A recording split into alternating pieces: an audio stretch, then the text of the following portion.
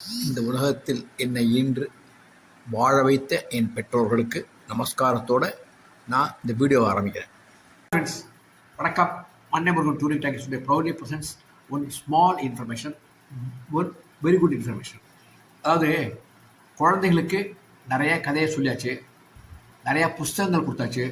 கிட்டத்தட்ட 50 ஸ்கூல்களுக்கு மேலே தஞ்சாவூர் சுற்றி சரௌண்டிங்ஸ் வில்லேஜ் ஸ்கூலுக்கெலாம் போய் நிறைய குழந்தைகளுக்கு கிஃப்ட் கொடுத்தாச்சு.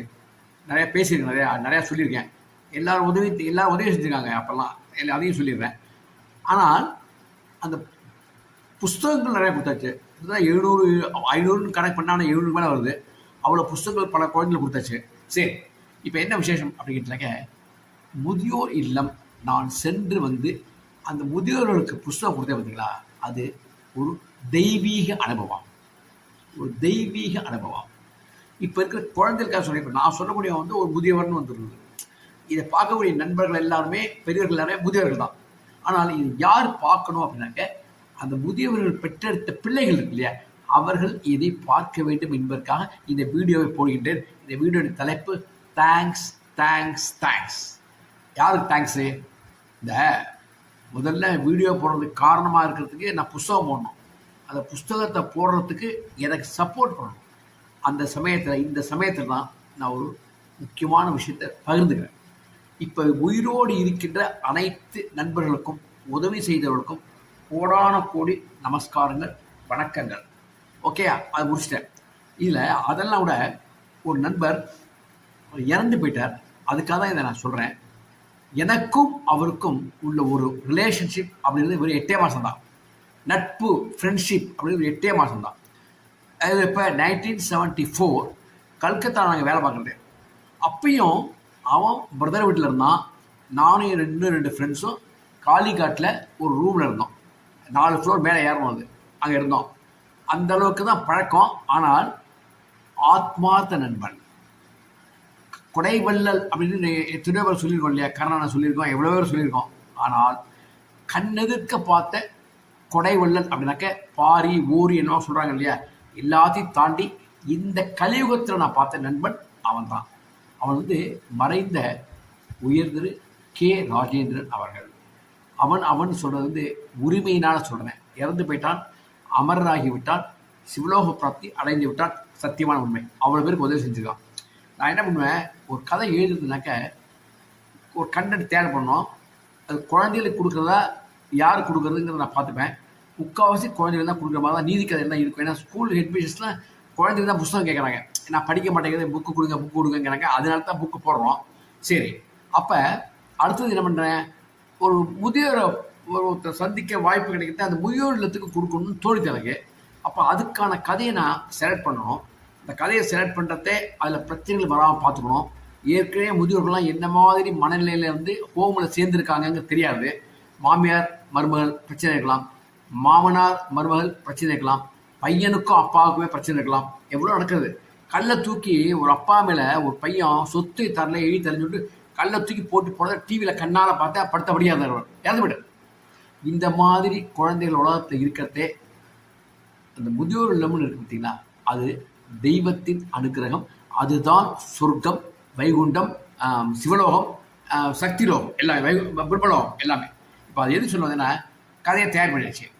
அந்த கதையை ஒரு கொலை சம்மந்தப்பட்ட கதை. ஒருத்தர் கேட்டார், என்ன சார் முதியோரெல்லாம் பயப்பட போகிறாங்க சார், ஏற்கனவே அங்கே பயந்துட்டே இருக்காங்க, நீங்கள் கொலை எல்லாம் போட்டிங்கன்னா அவங்க பயப்படுவாங்க அப்படி சொல்லி சொன்னார். வாஸ்தவம் தான். நான் சொன்னேன், மனது ரீதியில் பாதிக்கப்பட்டவர்கள் நிறையா பேர் முதியோரத்தில் இருக்காங்க. அப்படிங்கிறத நான் என்ன பண்ணேன், ஒரு negative into negative is equal to positive. Negative சேர்ந்தாக்க பாசிட்டிவ்.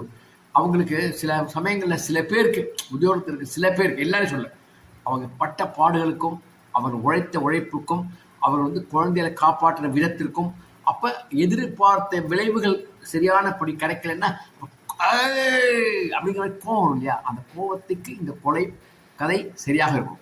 அதை கத்தி தூக்கி கொலை பண்ண சொல்லலாம். அதையும் சொல்லிட்டேன், உங்களுக்கு சொல்லிடுறேன். அது ஒரு டைப் ஆஃப் கதை. ஏன்னா மாமியார் வரக்கூடாது, மருமகள் இருக்கக்கூடாது, சண்டை இருக்கக்கூடாது, ஒருத்தர் வேறு மாதிரி கதையை கொண்டு போனோம். கஷ்டப்பட்டு தான் கதை எழுதினேன். 8 நாள் எழுதி முடிச்சிட்டேன்.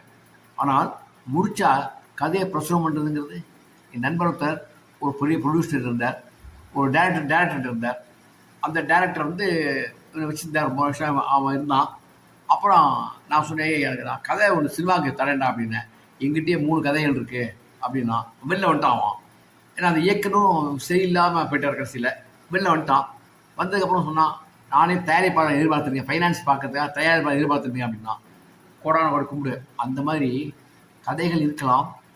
அதை வெளியில் கொண்டு வரத்துக்கான முயற்சி நம்ம எடுத்தாலும் ஆதரவுன்னு ஒன்று வேணும் இல்லையா? எடுத்தோடனே பிள்ளையார் சொல்லி போட்டு தான் எல்லா ஃபங்க்ஷன் ஆரம்பிக்கிறோம். அதே மாதிரி நான் முதலில் என் கதையை எழுதி முடிச்சோடனே அவன்கிட்ட ரிக்வெஸ்ட் பண்ணிப்பேன். எதுக்கு ரிக்வெஸ்ட் பண்ணிப்பேன்னா, கதை ரெடியாக இருக்குது, பப்ளிஷ் பண்ணணும், நீ ஏதாவது ஸ்பான்சர் பண்ணணுமே அப்படின்னு கேட்பேன். Yes I will do, yes I will do. How much you need அப்படின்னு கேட்பான். நான் சொன்னேன், அதெல்லாம் நான் சொல்ல மாட்டேன், நீனே கொடுத்துருவான்னுவேன். எதுக்கு இதை சொல்கிறேன்னா, அவனுடைய பெருந்தன்மை. எதுக்கு அவனையே நிறைய பேர் உதவி செஞ்சுருக்காங்க, அது வேற, அவங்கள மறக்கவே மாட்டேன், அவங்களாம் மிகப்பெரிய மனிதர்கள். ஆனால் அவனை ஏன் இப்போ சொல்கிறேன்னா, இறந்து போயிட்டா இல்லையா, அவனுடைய குணாதிசயங்களை நான் சொல்லணும் இல்லையா, என் மரியாதைக்கு அதான் நல்லது. அப்போ அவன் ஹெல்ப் பண்ணுவான். இது எதுக்கு இதை சொல்ல வந்தேன்னா, ஃபஸ்ட்டு ஏன் அவனை கேட்குறேங்கிற காரணம் சொல்கிறேங்க. இப்போ ஒரு பிச்சைக்காரன் எங்கள் வீட்டுக்கு வருவான், சனிக்கிழமை வருவான், கண்ணாடி போட்டு வருவான், கொஞ்சம் ஹேண்டிகேப் வருவான். அவன் வந்து என்ன பண்ணுவான், எங்கள் வீட்டில் ஃபஸ்ட்டு வருவான். நான் 10 ரூபா அவனை ரெடியாக எடுத்து வச்சுருவேன், 10 ரூபாய் போட்டு விட்ருவேன். நான் கேட்பேன், ஒரு நாளைக்கு 4 வீடு முன்னாடி இருக்க, அங்கெல்லாம் போகாமல் ஃபஸ்ட்டு இங்கேயே வரீங்க. அவன், ஐயா நீங்கள் நிச்சயம் வந்தால் உங்கள் வீட்டில் 10 ரூபா கிடைக்குங்கிறது கேரண்டி. ஏதோ ஒரு டீ காய்ச்சி.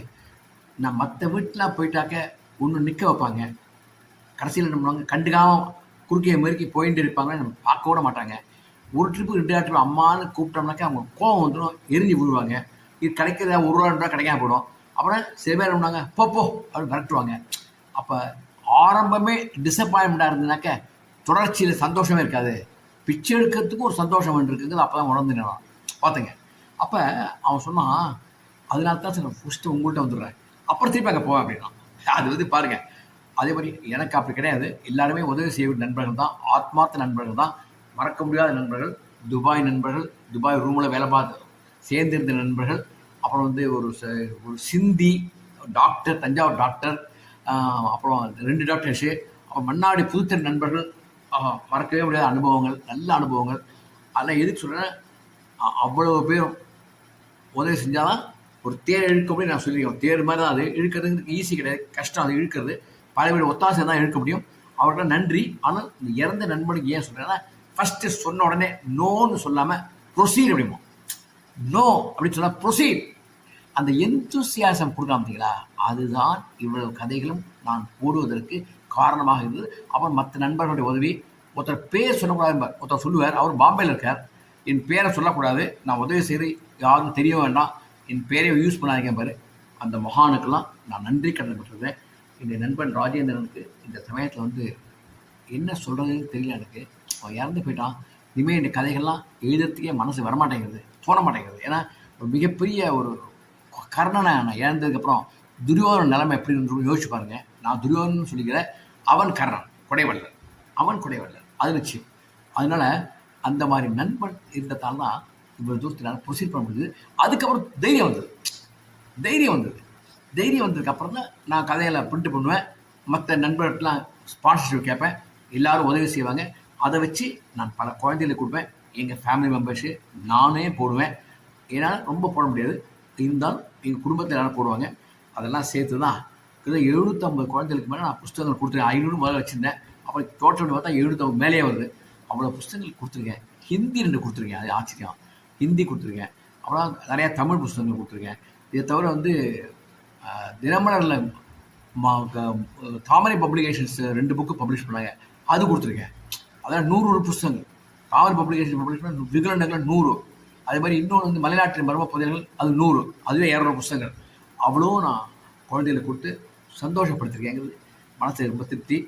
இதுக்கெல்லாம் மூல காரணமாகவும் மிகப்பெரிய உதவி செய்த அமரர் ராஜேந்திரன் சிவலோக பிராப்தி அடைஞ்சான். மறக்க முடியாத ஒரு ஆத்மா, நெஞ்சோட நினைவு நின்றவன். அவனுக்கு நமஸ்காரத்தை பண்ணிட்டு இதை ஆரம்பிக்கிறேன். அது கதை பெருசுன்னு பார்க்காதீங்க, தயவுசெய்து கொஞ்சம் கேட்டுங்க. அதாவது குழந்தைகளே, பெரியவர்கள் எங்கள் மாதிரி பெரியவர்களுக்காக இந்த கதையை நான் சொல்லலை, கதையில் சம்பவத்தை சொல்லலை, உங்களுக்காக சொல்கிறேன். ஒரு பொண்ணாக இருக்கலாம், ஒரு பிள்ளையாக இருக்கலாம், உங்களை பெற்றெடுத்து ஈண்டெடுத்த தாய் தந்தை இருக்காங்க இல்லையா, அவர்கள் மனம் ஒரு கொஞ்சம் கூட நோகக்கூடாது. சந்தோஷம் அப்படிங்கிறது அவங்களுக்கு இயற்கையாகவே ஏற்படணும். நான் முதியோர்களை பார்க்கறதே அவ்வளவு நல்லா தாங்குறாங்க. ஒவ்வொரு முதியோர்களத்தையும் ஆக்டிவிட்டீஸ் வச்சுருக்காங்க, யோகா வச்சுருக்காங்க, மெடிடேஷன் வச்சுருக்காங்க, ஸ்போர்ட்ஸ் மாதிரி அவங்களே வாக்கிங். ஒரு முதியோரத்தில் 4 மணிக்கு வரைய சொல்லியிருந்தேன். எனக்கு டைம் ஆகிட்டு 4:10க்கு தான் போனேன். அப்போ நிறையா பேர் ஜென்ட்ஸ் வந்து வாக்கிங் போயிட்டாங்க, எழுத்தாலும் கிரவுண்டு வாக்கிங் போயிட்டாங்க. அவ்வளோ டிசிப்ளினாக இருக்காங்க. ஆனால் என்னென்ன இல்லை, அப்போ இருக்கிறவங்கள வச்சு தான் நான் அட்ஜஸ்ட் பண்ணி போட்டேன். அப்போ ஒரு அம்மா சொன்னாங்க, எனக்கு வந்து ஏன் வந்தேன்னா 14 வருஷமாக இங்கே இருக்கேன். அப்போ பார்த்துங்க, அவர் ஹஸ்பண்ட் இருக்காப்புல. ஆனால் நான் இண்டிபெண்ட் டைம். அவங்க டீச்சர், நல்ல பவர்ஃபுல் ரிட்டையர்ட் டீச்சர். அவங்க எங்கள் ஊருக்கான மண்ணாடிக்காரங்க தான். அவங்க சொன்ன வார்த்தை, ஏன்னா எனக்கு இண்டிபெண்டாக இருக்கணும். என் மகன் பெரிய போஸ்ட் பேங்க் பெரிய மேனேஜராக இருக்கான். அவங்களுக்கு மற்றெல்லாம் அவங்க சொல்ல முடியாது இல்லையா. அந்த அந்த ஆடியோ, அந்த நான் போட்ட வீடியோ வந்து ஆடியோ சரியாக இல்லாத இப்போ சொல்கிறேன் உங்களுக்கு. அவங்க சொன்னது என்னென்னா அதாவது நான் இண்டிபெண்ட், என்னால் என் சுயம் கௌரவம் பாதிக்கப்படாத அளவுக்கு நான் வந்து வாழ்க்கையை ஓட்டி ஆகணும். அதுக்கு ஏதோ இடைஞ்சல்கள் இருக்குது அவங்களுக்கு. அதனால் என்ன பண்ணிட்டாங்க, அவங்களும் ஹஸ்பண்டும் நேரம் ஜாயின் பண்ணுறாங்க. ஹஸ்பண்டுக்கு வருமானம் தெரியாது, அவங்க ரிட்டையர்ட் டீச்சர், பென்ஷன் உண்டு, ஜாயின் பண்ணுறாங்க. நாமினல் ஃபீ, ஃபஸ்ட் கிளாஸ் ஹோம். அது 35 வருஷமாக, இப்போ ரொம்ப வருஷமாக இருக்கிறது. கில்ட் ஆஃப் சர்வீஸாக மெயின்டைன் பண்ணுறாங்க. எது சொல்கிறேன்னா, அந்த மாதிரி பல பேர் சில பேர் மனம் வந்து மறுத்து வந்திருக்கலாம். இண்டிபெண்டாக இருக்கணும், எதுக்கு தொந்தரவு பண்ணணும், பிள்ளைங்களையும் மருமகளையும் நினச்சின்னு வந்திருக்கலாம். பேரம் பேத்தியில் நான் கேட்பேன், பேரம் பேத்தியில் பார்க்க போகண்டாமா அப்படின்னு. ஐயோ போயிட்டாக்க இங்கே ரூம் கிடைக்காது, ஒட்டு போனால் வெளில போனால் கிடைக்காது, அந்தளவுக்கு டிமாண்ட் இருக்குது பாருங்க அப்படிங்கிறாங்க. எல்லாரையும் பார்த்தேன். இன்னொரு இடத்துல போனால் பூஜை நடந்துருந்தது, ரொம்ப சந்தோஷமாக இருந்தது. போனாலே பூஜை சந்தோஷம். அதுவும் பாடுறாங்க. திங்கக்கிழமை ஒரு பாட்டு, செவ்வாய்க்கிழமை எல்லா நாளும் வேல்மாரில் பாடுறாங்க, கந்தசஷ்டி கவசம் படிக்கிறாங்க, அப்புறம் வந்து விஷ்ணுசஹஸ்ரநாம பாராயணம் பண்ணுறாங்க, சிவஸ்துதி பண்ணுறாங்க, லக்ஷ்மிக்கு அஷ்டோத்திரம் பண்ணுறாங்க. எதுக்கு சொல்கிறேன்னா, அவ்வளோ அருமையாக நடக்குது. பூஜை பண்ணி பிரசாதம் கொடுத்தாங்க, அதையும் சாப்பிட்டேன். ஆஹா, அந்த மாதிரி ஹோமெல்லாம் இருக்கிறதுக்கு புண்ணியம் பண்ணியிருக்கணும். உடனே ஒரு உடம்பு சரியில்லைன்னா அடுத்த செகண்ட் வரத்துக்கு ஒரு டாக்டர் இருக்கார், செகண்ட் வரத்துக்கு ஒரு நர்ஸ் இருக்காப்புல. அவ்வளோ பர்ஃபெக்டாக பார்த்துக்கிறாங்க. பெற்ற குழந்தைகள் பார்த்துக்கணுங்கிறது அவர்கள் பார்த்து கொள்ளுகின்றார்கள். ரைட்டு. சாப்பாடு சில இடங்களில் காமன் கிச்சனில் வந்து உட்காந்து சாப்பிட்றாங்க. சில இடங்களில் வந்து அவங்க ரூமுக்கே கொடுத்துட்றாங்க, அவங்களோட ரூமுக்கே போய் கொண்டு கொடுத்துட்றாங்க. வெளியே வர வேண்டாம் அவசியம் இல்லை, ஏன்னா வயசானவங்க முடியாதுங்கிறதால. சில பேர் கால் சரியில்லை, சில பேர் கை சரியில்லை, சில குச்சி நடக்கிறாங்க. அதெல்லாம் பார்க்கறதே மனசு வருத்தமாக இருந்தது. ஏதாவது ஒரு சின்ன பிரச்சனைனா கூட இந்த ஹோம் அந்த காப்பாளர் இருக்காரு நடத்துகிறாங்க, எவ்வளோ கஷ்டமான பணி பாருங்க. ஒரு சின்ன குழந்தையை பார்த்துக்கிறதுக்கு ஒரு வயசான அம்மா தன் தாயை பார்த்துக்கிறதுக்கு கஷ்டப்படுறோம், தந்தையை பார்த்துக்கிறது வயசானதை கஷ்டப்படுறவன். அவங்க வந்து மினிமம் ஒவ்வொரு ஹோம்லேயும் 50 அப்படி கணக்கில் இருக்குது. ஒருத்தருக்கு ஜுரம் வந்தாக்க உடனே பயந்து போடுவாங்க, இன்ஃபெக்ஷன் ஜுரமோ கொரோனா மாதிரி எல்லாருக்கும் பரவணுமோ பயம் இருக்கவா இருக்காது. அப்போ இமீடியட் ஆக்ஷன் குயிக்காக இருக்கும். ஒருத்தருக்கு டைஜஸ்ட் இன்டைஜஸ்ட் ஆகி டயரியா போடுறதுன்னா நடுங்க ஆரம்பிச்சுடுவாங்க. ஒருத்தர் வீசிங் ஜாஸ்தியாக இருக்குது, மூச்சு தண்ணினா ஓடே ஆகணும். அவ்வளோ பேர் அவங்க டேக்கர் சாதாரண மினிமம் அமௌண்ட்டில் பண்ணுறாங்கன்னாக்க இறை சர்வீஸ், அதுதான் இறைவன் சர்வீஸ். அதில் நேராக அந்த அம்மா அவங்களாம் பார்த்தேன், அவர்களெல்லாம் தெய்வத்திற்கு சமமானவர்கள், தெய்வத்திற்கு ஒப்பானவர்கள்.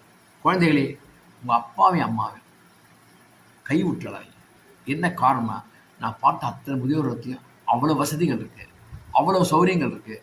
ஒரு முதியோர் இடத்துல சொன்னார், அவங்க காமன் கிச்சனில் போய் அவங்களே போய் கிச்சனில் சமைக்கிறவங்களுக்கு ஹெல்ப் பண்ணுவாங்க, இவங்களுக்கு என்ன வேணுமோ அதையும் சொல்லி பண்ண சொல்லுவாங்க. சில பேர் கார்டுன்னு வளர்ப்பாங்க, எல்லாம் இருக்குது. ஆனாலும் அசம்பிளுக்கு வாங்க அப்படின்னு கூப்பிட்டாக்க ரொம்ப பேர் வருவதில்லை. மனசு வந்து இனிமேல் அவங்க என்ன நினைக்கிறாங்க, இனிமேல் அடுத்து என்ன புனரபி ஜனனம் புனரபி மரணம் அப்படின்னு இனிமேல் மரணத்தை நோக்கி போயிட்டு இருக்கோங்கிற மாதிரி ஒரு மனசில் ஒரு பயம். என்ன இருந்தாலும் மரண பயமும் இருக்கும் இல்லையா, அது பீதி. இனிமே நம்ம கற்றுட்டு இவன் சொல்லியிருந்தாலும் என்ன பேச போகிறான், இனிமேல் நான் கற்றுட்டு இனிமேல் நான் அது ஒரு நடைமுறைப்படுத்தி உலகத்தையும் உய வைக்க போகிறேன்னா நமக்கே ஜீவன் எத்தனாகின்னு தெரியலங்கிற பயத்தில் ஓடிட்டு இருக்கோம். அதனால தான் சொல்கிறேன். அப்போ அவர்கள் எதிர்பார்ப்பது என்ன, எல்லாருமே ஒரு சோக ரேகை, சின்ன ரேகை ஒன்று கண்ணில் தென்படுறது. ஆனால் அவர் என்ன சொல்கிறார், இது மகிழ்ச்சி இல்லம் சார், இது வந்து முதியோரம் கிடையாதுன்னு ஒருத்தர் சொன்னார். அருமையான மனிதர், ரொம்ப ஃபஸ்ட் கிளாஸ் மேனேஜர். இது மகிழ்ச்சி இல்லம், மகிழ்வு இல்லம். நான் என்ன பொறுத்து அது சொர்க்கம் அப்படின்னு நான் வச்சுட்டுருக்கேன். அந்த மாதிரி அப்போ அந்த சோக ரேகைக்கு என்ன காரணம்னா, ஒரு பேரன் ஒரு பேத்தி, தாத்தா பாட்டி அப்படின்னு கையை பிடிச்சாலே அந்த ரேகை பாதி மறைஞ்சு போடும். ஒரு மனைவி, ஒரு மருமகள் அல்லது மகன், அம்மா சாப்பிட்டியா, உடம்பு சாதாரணமாக இருக்கா, நேற்றுக்கு இன்னைக்கு வீக்காக ஃபீல் பண்ணுறியா, தைரியமாரு, பயப்படாத, ஏதாவது உடம்புக்குன்னு சொல்லேன், நான் டாக்டர் ஆயுஷம் போனேன், நீ ஆயுஷம் போனா ஆயால கேளு, அவங்களுக்கு முழு ரேகையும் மறைஞ்சு போயிடும். புரிஞ்சா உங்களுக்கு? அதே மாதிரி மருமகள் வந்து, அம்மா உங்களுக்கு பிடிச்ச சமையல் நீ டிஃபன் பண்ணியிருக்கேன், பலகாரம் பண்ணியிருக்கேன், சாப்பிட்றீங்களா அப்படின்ட்டு, எனக்கே பிடிச்சது உங்களுக்கு பிடிச்சது கொடுங்க, எனக்கு கிளவி போக போகிறோம், எனக்கு என்ன அப்படின்னு அவங்களுக்கு இந்த ஃப்ரஸ்ட்ரேஷன் இருக்கும். அப்போ அப்படி சொல்லாதீங்கம்மா, உங்களுக்கு நீங்கள் எப்பொழுதும் பண்ணி சாப்பிட்றது தான் நாங்களும் சாப்பிட்றோம், நீ பால் கோவட்டை பண்ண சாப்பிடுங்க அப்படிங்கிறத குழந்தைகளுக்கும் அது தெம்பு சந்தோஷம்.